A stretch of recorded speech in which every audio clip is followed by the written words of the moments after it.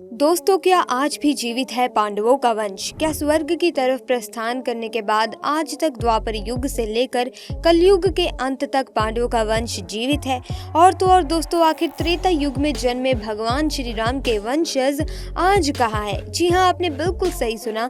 भगवान श्री राम के वंशज क्या वो अभी भी जीवित हैं? क्या वो अभी भी इस धरती पर मौजूद हैं? जानने के लिए दोस्तों वीडियो में लास्ट तक बने रहिएगा।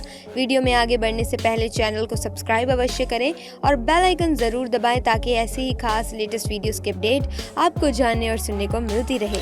दोस्तों, क्या कौरव या पांडव या फिर कुरुवंश का कोई भी वंश आज तक जिंदा है? कौरव और पांडव दोनों ही पक्ष कुरुवंश से नहीं थे। देखा जाए तो कुरुवंश का अंतिम व्यक्ति भीष्म पितामह ही थे, लेकिन पुराणों के अनुसार उस काल का अंतिम शासक निचक्षु था। पुराणों के अनुसार हस्तिनापुर नरेश निचक्षु ने, जो परीक्षित का वंशज था, हस्तिनापुर के गंगा द्वारा बहा दिए जाने वाली अपनी राजधानी वत्स देश की कौशाम्बी नगरी को बनाया था। इसी वंश की 13वीं पीढ़ी में बुद्ध के समय में कौशाम्बी का राजा उदयन था। निचक्षु और कुरुओं के कुरुक्षेत्र से निकलने का उल्लेख सांख्यान श्रोत सूत्र में भी है। जब अर्जुन का पुत्र अभिमन्यु युद्ध में मारा गया, तब उसकी पत्नी उत्तरा के गर्भ से एक बच्चा परीक्षित पैदा हुआ। परीक्षित से जन्मे जयकर का जन्म हुआ। अब चलिए जानते हैं कि असल में कहानी क्या है। कौन सा शुरुआती दौर था और कौन सा अंतिम छोर, जिसे मॉडर्न जमाने में फैमिली ऑफ ट्री भी कहा जाता है। दोस्तों, सबसे पहले थे अर्जुन, उनके पुत्र अभिमन्यु, उनसे प्राप्ति हुई परीक्षित की। उसके बाद जन्मे जय और उसके बाद अश्वमेघ, उसके बाद दलीप, फिर छत्रपाल। इस प्रकार अर्जुन यानी पांडवों के 81वें वंश के राजा का नाम तुंगपाल था। इन्हीं के नाम से आगे तोमर या फिर तंवर वंश चला रहा है। कहा जाता है कि दिल्ली के राज्य के संस्थापक अनंगपाल तोमर चंद्रवंशी एक क्षत्रिय हैं और इनका संबंध पांडव पुत्र अर्जुन से जुड़ा है। कहते हैं कि शांखन भरी के शासक महाराज व्यग्रराज चौहान, जो कि चौथे राजा थे और दिल्ली को जीत के अपने चौहान साम्राज्य में उन्होंने इसको अपने अधीन कर लिया था।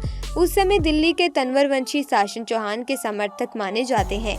दिल्ली पर अपना अधिकार बनाए रखने वाले पृथ्वीराज चौहान के बाद तंवरों ने दिल्ली छोड़कर राजस्थान में बहरौड़ के पास अपना डेरा जमाया। हालांकि दिल्ली की तरफ होने वाले निरंतर आक्रमणों के कारण तंवरों के कुल को बचाने के लिए रंजीत सिंह के पुत्र अजमल जी और धनुरूप जी को पश्चिम राजपुताना क्षेत्र की ओर भेज दिया गया।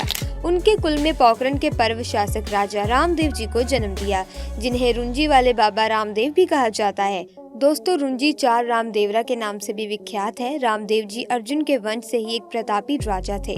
इस तरह अर्जुन से शुरू हुआ वंश रुंजी शख्स पर खत्म होता है और अभी भी इनका वंश चला आ रहा है। जी हाँ, आज के जमाने में कहा जाता है कि पांडवों का वंश जीवित है। आप इंटरनेट बुक्स या किसी भी यूट्यूब प्लेटफॉर्म पर या फेसबुक पर देख सकते हैं।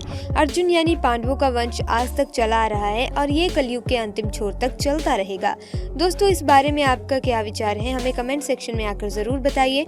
वैसे दोस्तों, अगर आपने वीडियो ध्यान से सुनी हो तो इसमें पृथ्वीराज चौहान का भी नाम आया था। क्या आप जानते हैं कि वीर सम्राट पृथ्वीराज चौहान का वंश आज कहाँ है? दोस्तों, दिल्ली के सिंहासन पर बैठने वाले चौहान वंश के अंतिम शासक पृथ्वीराज चौहान थे। ये अपने पिता राजा सोमेश्वर चौहान जी की मृत्यु के बाद 1179 में मात्र 13 वर्ष की आयु में ही अजमेर की गद्दी पर बैठे थे। आज के अजमेर, दिल्ली और पंजाब भूभाग पर शासन करने वाले पृथ्वीराज चौहान का जीवन एक मेधावी बच्चे से शुरू हुआ, जो युद्ध कौशल के महान योद्धा के रूप में जाना गया। इनके जल्दी सैन्य कौशल सीखने की क्षमता से राजस्थान को सबसे मजबूत राज्य बना दिया था। तभी 1191 में मोहम्मद गौरी अपनी विशाल सेना के साथ तराइन के प्रथम युद्ध में पहुंचा, तो पृथ्वीराज चौहान ने अपने युद्ध कौशल और साहस से गौरी का अहंकार चूर चूर कर दिया। युद्ध में बुरी तरह घायल हुआ मोहम्मद गौरी अपनी सेना को उल्टे पांव लेकर वहां से भाग गया। पृथ्वीराज चौहान ने गौरी को 16 बार हराया, पर मारा नहीं, बल्कि हर बार दया करके जिंदा छोड़ दिया। हालांकि 17वें बार युद्ध में दुगनी ताकत के साथ आया मोहम्मद गौरी पृथ्वीराज चौहान को हराकर उन्हें अपना बंदी बनाकर अपने साथ ले गया। पृथ्वीराज चौहान के साथ वहां बड़ी क्रूरता की गई और गर्म लोहे के सरिये से उनकी दोनों आंखें फोड़ दी गई। कहा जाता है कि अपनी सभा में एक बार तीरंदाजी प्रतियोगिता में मोहम्मद गौरी ने पृथ्वीराज चौहान को एक निशाना साधने को कहा। अपने कंधे पर बैठे मित्र चंद्रवरदाई के कहने जाने के इशारे में पृथ्वीराज चौहान ने तीर मोहम्मद गौरी के सीने में दाग दिया और वहीं पर वे मर गया। दुश्मन के हाथों मरने की बजाय पृथ्वीराज चौहान और चंद्रवरदाई ने एक दूसरे को चाकू से मार डाला। आज 700 साल बाद पृथ्वीराज चौहान के वंशजों की कोई पुख्ता जानकारी नहीं है, पर कहा जाता है कि इतिहासकारों के अनुसार इनके वंशज मुख्यतः पाकिस्तान और कुछ राजस्थान व उत्तर प्रदेश में रहते हैं, जो आम जिंदगी जीवन यापन करते हैं, जिनके पास राजघराने की कोई संपत्ति नहीं है। लेकिन दोस्तों, हाल ही में टीवी सीरियल इश्कबाज से चर्चा में आए एक्टर नकुल मेहता ने पृथ्वीराज चौहान के वंशज होने का दावा किया। ये उदयपुर के एक रॉयल परिवार से ताल्लुक रखते हैं और अपनी एक्टिंग के साथ साथ गरीबों की मदद करने के कारण चर्चा में रहते हैं। अब दोस्तों, बात करते हैं कि क्या भगवान राम के वंशज आज इस धरती पर मौजूद हैं। राम की वंशावली पर आपने कई रिपोर्ट सुनी और देखी होंगी। आज आगे की इस वीडियो में हम राम की वंशावली पर ही बात करेंगे और ये समझने की कोशिश करेंगे कि राम के पूर्वज कौन थे और राम के वंशज अब कहाँ हैं। तो चलिए शुरुआत करते हैं राम के कुल की शुरुआत से। बता दें कि वाल्मीकि रामायण, जो सबसे पुरानी और विश्वसनीय रामायण है, उसके बालकांड के प्रथम सर्ग में एक दोहा मिलता है जो ये कहता है कि राम मनु के दूसरे पुत्र इक्ष्वाकु के वंशज थे। इस दोहे में लिखा हुआ है, इक्ष्वाकु कुश वंशभ्यो रामो नाम जने श्रोता, यानी कि महाराज इक्ष्वाकु के कुल में पैदा हुए राम नाम वाले को हर कोई जानता है। लिहाजा वाल्मीकि रामायण से हमारे पहले सवाल का तो जवाब मिल गया, और वो सवाल यह है कि राम के कुल की शुरुआत कैसे हुई थी। राम के कुल की शुरुआत इक्ष्वाकु से हुई थी और इक्ष्वाकु मनु के पुत्र थे। वाल्मीकि रामायण में राजा मनु का भी जिक्र है, साथ ही साथ सूर्यवंशी कुल के 40वें राजा सगर का भी जिक्र वाल्मीकि रामायण में किया गया है। यानी कि पहले, दूसरे और 40वें राजा का जिक्र वाल्मीकि रामायण के बालकांड में मिलता है। एक बेहद दिलचस्प बात यहाँ मैं आपको बता दूं कि 40वें राजा सगर जो थे, उन्होंने सागर यानी कि समुद्र को खोदा था। वाल्मीकि रामायण के अनुसार इसीलिए समुद्र का नाम सागर भी पड़ा। वहीं सूर्यवंश पर आधारित कई वेबसाइट्स राम की पूरी वंशावली को दिखाती हैं, जिसके अनुसार राम के पिता दशरथ 63वें राजा थे, तो वहीं राम 64वें राजा बने। राम के बाद उनके भाइयों ने नहीं बल्कि उनके बेटों ने राज किया। लक्ष्मण के कहने पर राम ने अपने दोनों बेटों लव कुश का स्वयं राज्याभिषेक किया था।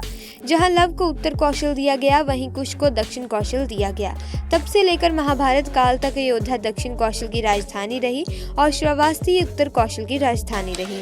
इस तरह लव कुश 65वें राजा बने। अब सवाल ये है कि जिसका जवाब तो मिलता है, लेकिन प्रमाण कोई नहीं मिलता, सबूत कोई नहीं मिलता। सवाल ये है कि लव कुश के बाद राज किसने किया।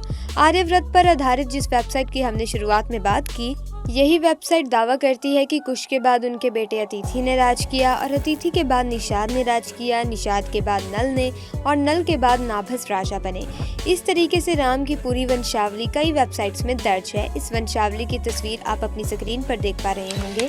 अब अगले सवाल पर आते हैं कि क्या आज भी राम का कोई वंशज जिंदा है। जब हमने इसका जवाब तलाशना चाहा तो हमें जवाब में जयपुर का एक राजघराना मिला। दोस्तों, जयपुर का एक राजघराना ऐसा है जो कि ये दावा करता है कि वो कुश के वंशज हैं।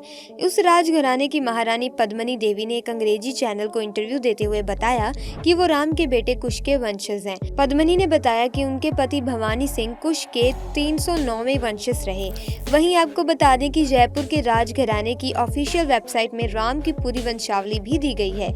हालांकि ये वंशावली ये साबित करने के लिए काफी नहीं है कि ये राजघराना राम का वंशज है, लेकिन इसके अलावा विश्वास करने को कोई और कहानी या फिर कोई किस्सा भी है या नहीं, हमें कुछ नहीं पता। कुछ लोग ऐसे हैं जो राजघराने के इस दावे को मानते हैं, तो कुछ लोग ऐसे हैं जो राजघराने के इस दावे को झूठा बताते हैं। साथ ही साथ इस राजघराने की वेबसाइट में दी गई वंशावली को भी झूठा कहते हैं। इस वंशावली पर भरोसा करना या ना करना, राजघराने की बात मानना या ना मानना, पूरी तरीके से आपके ऊपर निर्भर करता है। लेकिन वाल्मीकि रामायण में आर्यव्रत के 65वें राजा लव कुश तक जिक्र मिलता है। इसके बाद कब, कैसे, क्या हुआ, इसका कोई पुख्ता प्रमाण नहीं है। तो दोस्तों, आज की वीडियो में बस इतना ही। आपको ये वीडियो कैसी लगी? अगर इन्फॉर्मेटिव लगी तो वीडियो को लाइक कीजिए, शेयर कीजिए, साथ ही हमारे चैनल को सब्सक्राइब कीजिए ताकि वीडियोस की अपडेट आपको मिलती रहे। आपका बहुत बहुत धन्यवाद।